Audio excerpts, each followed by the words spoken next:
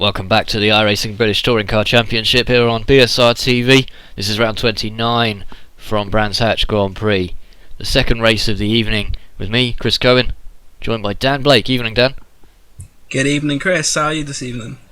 Absolutely fantastic after that first race, and I'm hoping it's going to get better. You weren't in the commentary box, but you were watching the action out on track. What did you make of that? I thought it was a very intense battle at the front, but also there were some incidents which probably could have been avoided, I think. But the battle at the front was quite good, actually, between Rushworth, Hoog, Sutton. Yeah, it was a very good battle, and I think that Ashley Sutton is Matt Dalton's favourite to do 3 races in a meeting. He's done the easy bit. It'll be interesting to see if he can do the other 2 now. Starting 10th on the grid, of course, because there's a reverse grid system in effect for the top 10 drivers, which means that Hoog will be starting behind his rival, Jamie Rushworth. Rushworth will start 8th, Hoog will start 9th. And it's going to be interesting, isn't it, to see Hoog's going to need to make 21 points up on Rushworth in 2 races. So it's almost insurmountable, but not quite. No, there's always still a chance, and with this championship anything can happen. We've seen it before where there's incidents and there's problems like disconnections, whatever. It's definitely not over, but I think Stefan Hoog showed a lot of patience in that first race. He could have made a lunge at Ashley Sutton, but I think he knew that if he made one mistake, that'd be his championship run over. So he's basically let himself have another 2 races to go at it when he could have been out of it there. In the team standings, Movie Racing have probably moved ahead of Bianco, and we haven't been able to do all the maths because there's 4 drivers in each team and quite some numbers to crunch, but we'll try and do that before the end of this race so that we can give you the information for the 3rd race of the evening. That sounds like a bit of a tall order. You don't know Carol Vorderman's number, do you? No, unfortunately I don't know any mathematician's number, but I think someone who'd be disappointed from that race was Laura Bond. She was having a good race in the mid-pack, and an unfortunate instance saw her out in quite some style, so she'll be looking to improve on her grid position in this one. Well, if you're going to get crashed out, you can at least do it in style, I suppose, and that she certainly did. But there was a lot of what we would seem to suggest would be unnecessary contact, like you were alluding to earlier.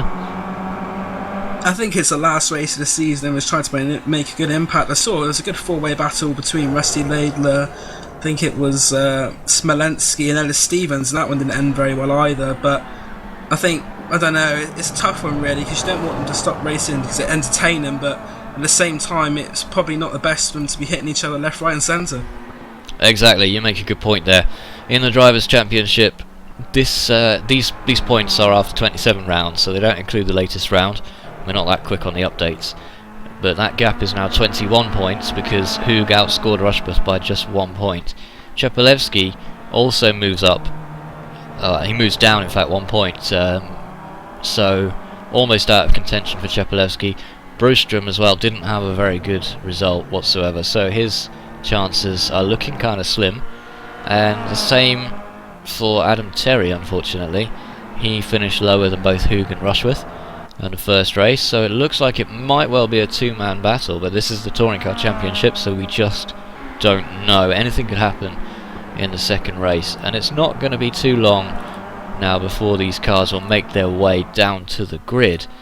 Now, pole position is going to fall to Russell Laidler with Nick McCarron 2nd, and those 2 guys are quick, but they don't necessarily have the pace to hold off the guys behind them, do they?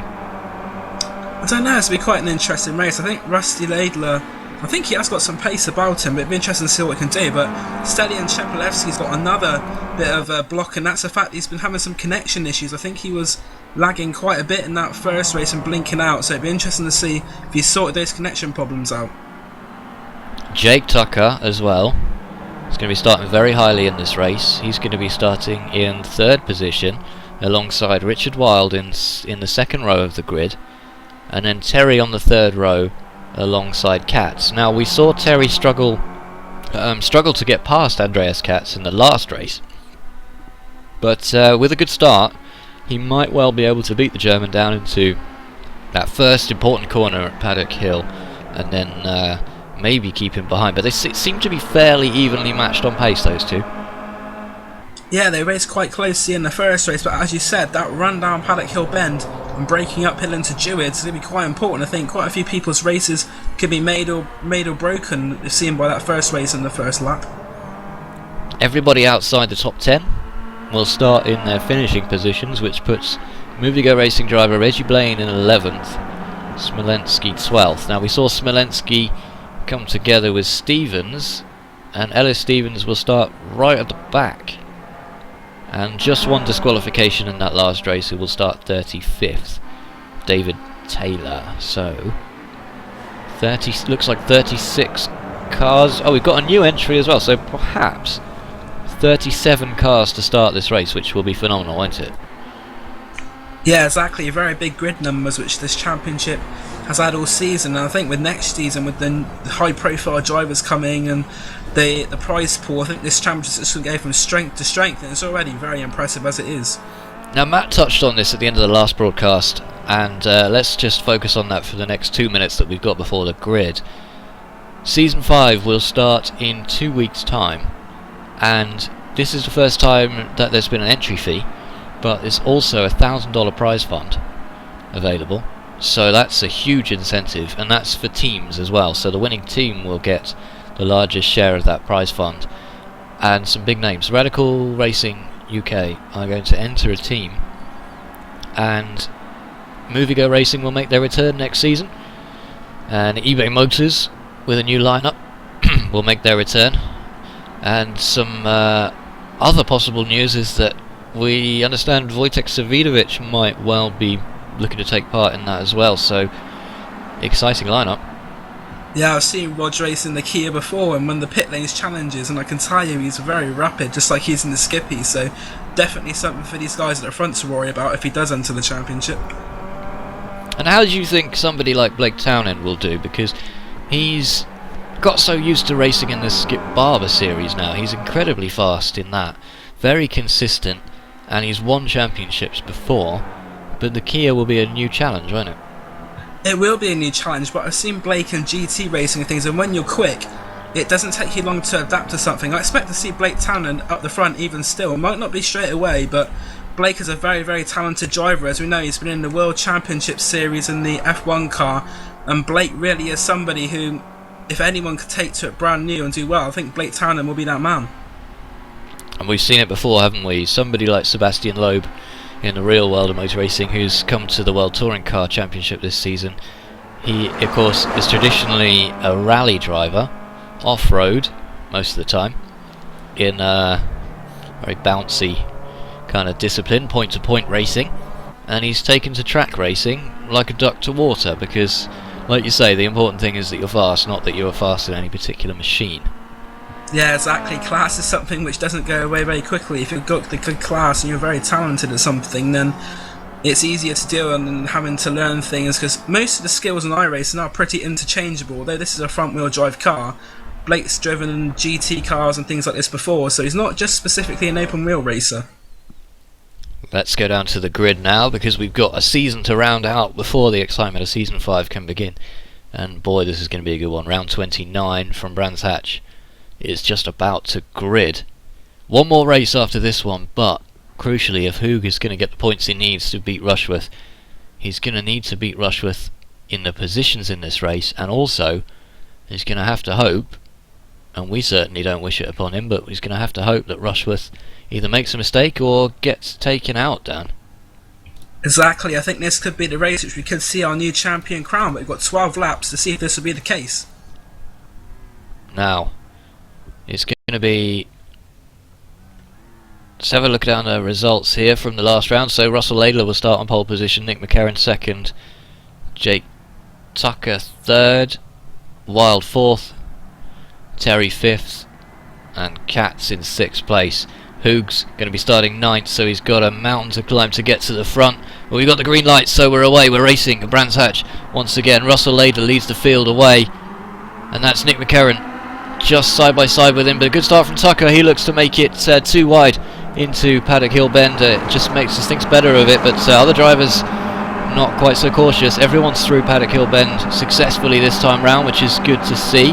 No real problems there. Wild collision there between Richard Wild and another one of the cars. It's a 888 car going into Druids, I said before, and there's a movie car go off on the background as well. Well, let's see if we can catch up with what might have happened there. Oh, there's a huge, absolutely huge swarm of cars heading through Graham Hill down to Surtees now, so maybe we'll come back to that one, because surely they can't all get through there in one piece. This is Robin Smith in the Movie Go Racing car, and 2 other drivers just up in front there. Laidler leads, Rushworth down to 9th, Hoog's jumped him. So Stefan Hoog is through. What's happened to Richard Wilde? Not too sure there. We've lost Matt Walker. Matt Walker has come to blows, it looks like. We'll just have a look at that again on the replay. It's coming through here now, and there's just too many cars. We can see someone's gone into the back of Danny Lawrence in the background. That number 99 Yuasa car belongs to Kevin Critchley. Matt Walker looks okay there. And they're just coming on to the main back straight here. And again, another one. Another one, Dan. Well, we've seen just 2 cars coming together on the straight. And we've seen a lot of that this evening. Yeah, you would expect them to be going off on the straights really. In the corners, maybe a bit more of a reason, but there was no real reason to on the straight. And talking about people coming up, Ashley Sutton from 10th on the grid, already up to 5th place, and already putting Andreas Katz under pressure, and much trying to move down the inside, going into Druids here. Oh, and that's not really well, there wasn't a gap there. There absolutely wasn't a gap, but by the time Sutton was finished with it, there was a gap. So he's taken the 4th place, and Katz is now going to come under pressure from a very unstable connection of Stelly and Chepelewski. But Hoog is up to 7th, Rushworth down to 9th. McCarran, who started 2nd, is unfortunate. He's dropped down to 8th already.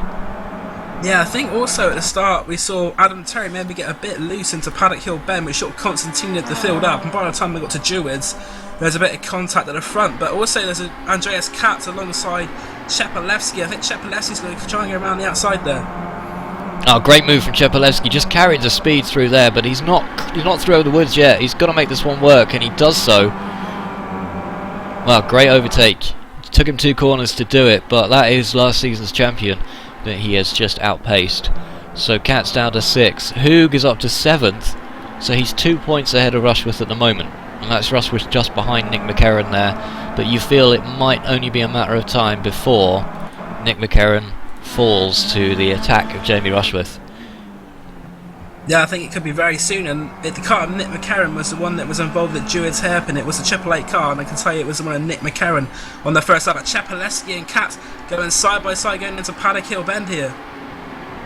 Well, one of the Yuasa cars sensibly gets out of the way. Katz is going to have to yield there, and I thought he might have gone for the cutback, but still too wide, and this is going to give the advantage to Hoog, who's just behind them. Hoog tries to slip down the inside of Katz at Druids.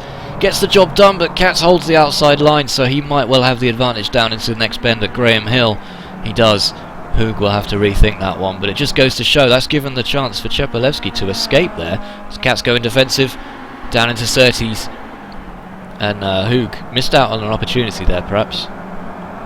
And Jamie Rushworth did very well to hold on to his 9th position. He went very wide into Paddock Hill Bend, took a bit of the gravel, and Robert Fagg tried to get past, but now he's going to try and attack Nick McCarran here, Jamie Rushworth. So he's gone from defending to attacking, but he's on the outside line, and there's a car sideways in front of them. I think that was the car of it's the number 111. It's Stefan Hoog. Not good at all. He's back into the wall. He's going to try and back out, but that could be the championship deciding moment right there. What has happened to Stefan Hoog there? Let's go back and have another look at that one on the replay. We saw Hoog behind Andreas Katz here. He is right on the tail of the eBay Motors driver, and we're coming down to the end of the straight at Hawthorns and just gets loose on his own, I think. Just makes the mistake under braking. I don't think there was any contact there. Let's go back and have another look at that one from the overhead camera if we can. And I think yeah, no contact, Dan. So he's just got a little bit heavy-footed on the brakes, and tries to hold it, but the car's acting like a pendulum. No downforce on the rear to keep it under control, and a rare mistake from Hoog could have cost him.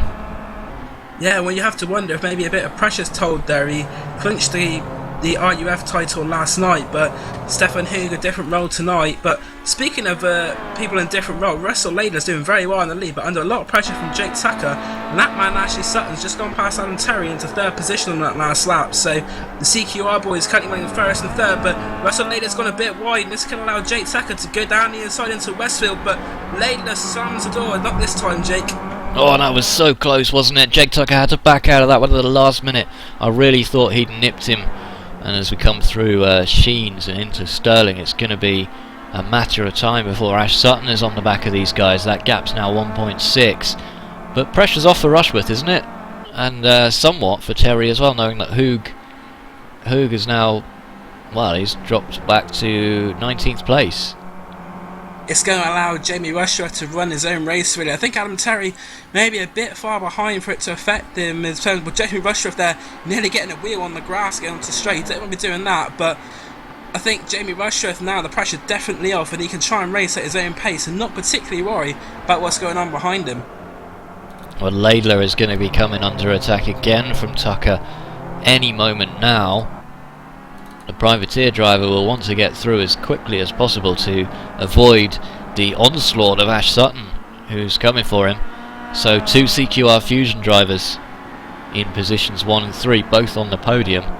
Great drive from both of those so far. And really, we've seen that aggressive streak from Ash Sutton, just sees an opportunity and makes it work. We've seen him get past Katz, and we've seen him get past Adam Terry now as well. So positions as we approach the halfway point of this race. Laidler leads it from Tucker, from Sutton. Terry 4th, Czapalewski 5th, Katz 6th, Rushworth 7th. McCarran doing well to hold on to 8th. 9th is with Robert Fagg, and 10th is Alexander Smolensky. So, after this amount of time... Laidler's gone wide! Russell Laidler's gone wide. Jake Tucker ran the outside, but Laidler's going to try and make it hard for him, but not quite this time. And is he going to let Ashley Sutton go? I don't think he will do, but Sutton will try and make the move down the inside, and I think Ashley Sutton has the line, and he will take that second position off his teammate. So Laidler, tiny mistake at Sheen has cost him 2 positions in fact. Sutton will now bear down on Jake Tucker, and just looking at those last lap times, Sutton's a second a lap faster than anyone else out there on the track at the moment, except for Czapalewski. So that means he's a second a lap faster than Jake Tucker, who's leading this race. So this could be the second win. Could very well be, but also Adam Terry's tagging along. They're going past the slower car there for David Taylor. Very wisely gets well out of the way onto the grass there, but Jake Tucker under a lot of pressure from Ashley Sutton, and Sutton's going to try and make a move down the inside, and that's a fantastic move if he's able to carry it off, but he's going to be having it outside for the straight. So as they go down the hill, Jake Tucker will have the advantage, but will Ashley Sutton be able to break later, I wonder? Well, there's no chance that Sutton's going to back out of this one from what we've seen of him so far. It's going to be too wide through Hawthorns. It's a dangerous place to go too wide, and Sutton's got it wrong. Sutton is on the grass. Oh, but he's through! He's through there. I did see a little bit of smoke, so there may be a small touch, but Ashley Sutton, as I said before, he's definitely proved that he's going to try and put it around the outside and try and make it stick. Great move there from Ashley Sutton. I don't think that was too forceful. And now Jake Tucker, massive moment there, and Rusty Laidler's got involved in it as well, and they both go across the track, and that is so unfortunate there. A mistake there from Tucker getting one of his wheels on the grass, and has taken out the unfortunate and innocent Russell Laidler.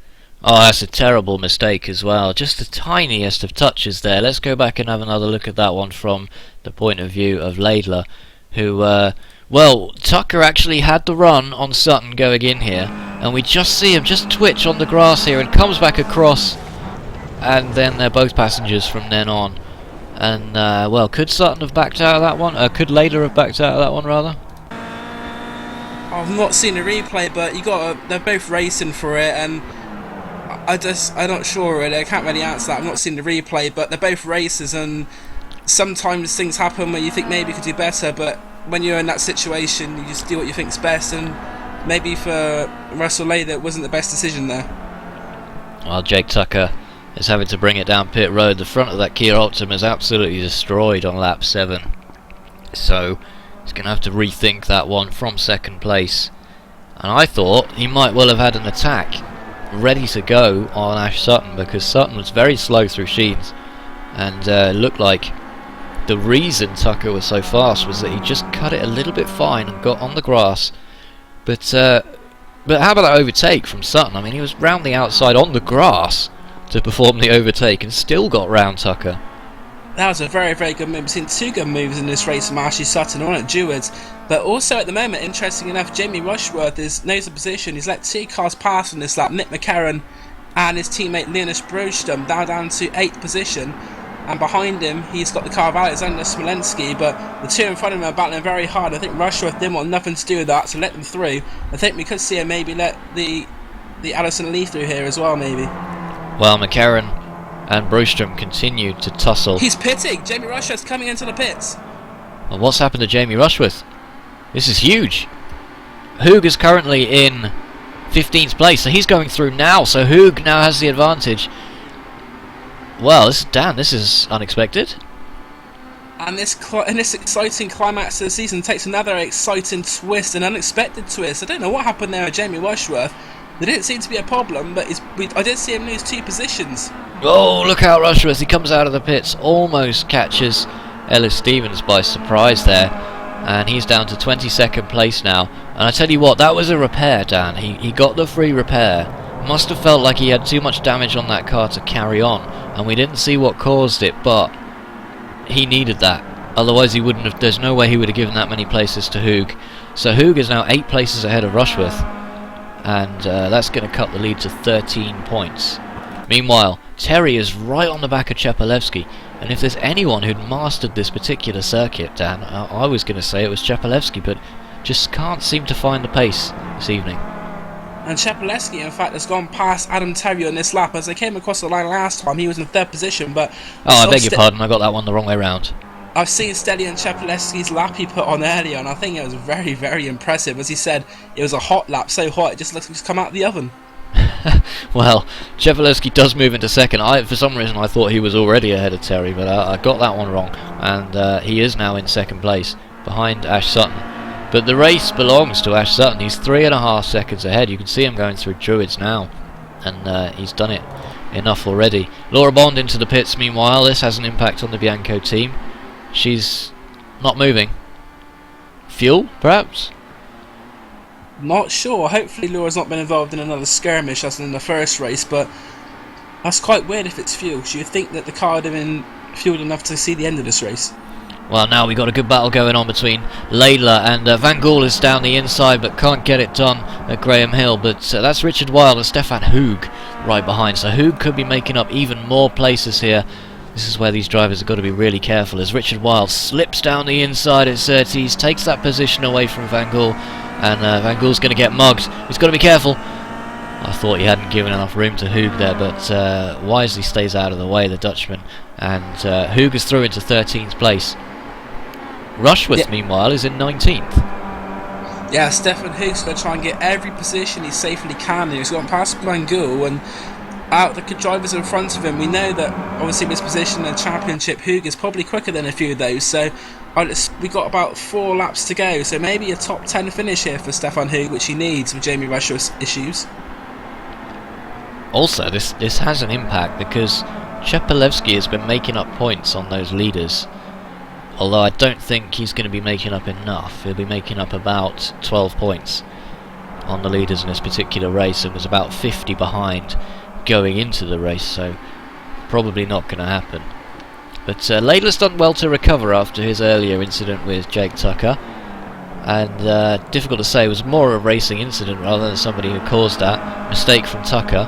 And now Baker's in all kinds of trouble as Laidler has to go wide because Baker has firmly slammed the door, but that gives advantage to Richard Wilde. Hoog is lurking behind this group as well. Wilde thinks better of it this time, and Baker is once again under threat from Russell Laidler, so he could get a top 10 finish out of this, could Laidler. Yeah, very, very well he could do, but as we said before, this is very dangerous for Stefan Hoog with these guys fighting nearly 3 wide in front of him. I would not want to be part of that in the championship contention, but Russell Laidler is going to go past Baker, I think, here and try and copy a move like Ashley Sutton did, but he's got it done before there, so good move there from Russell Laidler, and in fact Richard Wilde may try and get through but thinks better of it. Oh, and I thought Wilde had the run on Baker, but he might well do now. So coming to Westfields there, he's got He's got down the inside. And now Hoog's going to look towards the open door at Sheen's to take advantage of that and get into 12th place, but can't get it done. So Baker holds on for 12th for now. But Baker's getting absolutely mugged here, and he's a fast driver, so maybe it's just not this circuit. Maybe it's just not his circuit. Now this lap he's lost a few positions, but Stefan Hoog did well there to pull out of that. He obviously thought about the championship, and it was a move which the odds probably said he wasn't going to make it, so he decided to pull out. He'll have another opportunity probably on this next lap, so good driving there from Stefan Hoog. Now what's going through Hoog's mind now, because he spun of his own accord. Baker's gone wide, sorry, we'll come back to that. Baker has gone wide, so Hoog does take 12th place. Rushworth up to 18th, 17th now, as Rushworth's battling with Marcus Naris over the start-finish straight. Takes 17th place, so that gap is now down to 5 points. So Rushworth doing a very good recovery drive here. He came out of the pits in 20th and made up 2 places already. And Dan Hunt is his next target, who goes very wide. And Hunt's battered Kia Optima puts up no resistance. I think he's got damage, Dan. Yeah, I think Dan Hunt's car has been a bit battered there, but Jamie Rushworth won't mind that and say thank you very much. But as we said before about Stefan Hoog, I think he'll be probably getting to the top 10 in this race at least. Well, we've only got 2 laps to go now. And actually in the YouTube comments we have David Taylor saying he got smashed into Rushworth. He does apologise for any damage but says it was unavoidable. So we didn't see the incident here on BSR TV, but it caused Rushworth to pit. Looks like, with only 4 positions between them, it's not going to make too much difference, Dan. They've both had very action-packed races, but as you said, Chris, I don't think it's going to affect the championship too much, although Stefan Hoog will definitely probably try and have a go at Richard Wilde before the end of this race, if not anyone else. But one of the other cars in the front is that Movie Go car of Reggie Blade, and I don't think Reggie will be too forgiving if Stefan Hoog tries to go past, obviously with Jamie Rushworth being his teammate. I don't think he'll get there because it's the final lap, and Hoog looked to have the run on Wilde, but Wilde's gone defensive. Going to take the inside line down into Druids for the final time. Hoog's going for the cutback. They almost kiss going through Druids, and now advantage Wilde. There's no way that Hoog's getting through there. But just up ahead, like I said, Russell Laidler has got into the top 10, and he's got Reggie Blaine just up in front of him. Reggie Blaine is pitched in this team championship battle and will want to finish as high up as he possibly can. Another dire result for Laura Bond, unfortunately, down in 32nd position, and Robin Smith not doing much better for Movie Go in 30th, and Scott Malcolm 29th. So once again I think it's going to be advantage Movie Go, as Ash Sutton comes over the line to win the 2nd race in a row. And I do believe that is 4 victories out of 5 for the CQR Fusion driver. Great win. Chepelevsky 2nd. Terry 3rd by a hair. Katz is just coming over the line now to take 4th place. Fag with an impressive 5th there for Speedworks. Brewstrom is 6th, the highest placed Movie Go racing driver. Smolensky 7th, McCarran 8th. Blaine 9th, and I think Laidler in 10th position, Dan. They had a great battle coming to the line. I think Russell Laidler tried to get him, but not quite making it there. But Richard Wilde and Stefan Hoog also caught up to that battle, but unfortunately not enough laps. But Stefan Hoog finishes 12th, with Jamie Rushworth, his championship rival, 16th. That's 4 points to Hoog. Hoog has so far made up 5 of the 22 points he needs, Dan, so that means he needs 17 more points. And even then he'll only tie, so the victory would still go to Rushworth. So in the case of a tie, it'd be most wins, which would be Rushworth. So that means in the final race, Stefan Hoog needs to outscore Jamie Rushworth by 18 points or more, and you have to say that is quite unlikely. It's unlikely, but I wouldn't say it was impossible based on what we've seen tonight. But Ashley Sutton, as you said, 2 wins there, a fantastic 2nd win from Sutton, and it'd be interesting to see if he can do this. He's already come from 10th to win. Could he do it again for a 2nd time, I wonder? Well, I'll tell you what, Laidler started on pole, and will be starting on pole again because it's another 10th place for Russell Laidler, so that'll be interesting to watch as well. The very first time we see a driver win 3 races in one meeting might well be this evening, because if anyone can do it, it's probably going to be Ash Sutton. But we need to get off there, do some maths, and get prepared with some figures to give you at home for the final round, because we want to know whether it's Movie Go or Bianco, and by how many points going into this final round. So that is it for round 29 from Brands Hatch, from me and Dan in the commentary box. But round 30 is coming your way in a very short space of time. That one starts at 10 past 10 live on YouTube, and you just need to skip to the next video and sit back and relax, and we'll be back with you anytime now.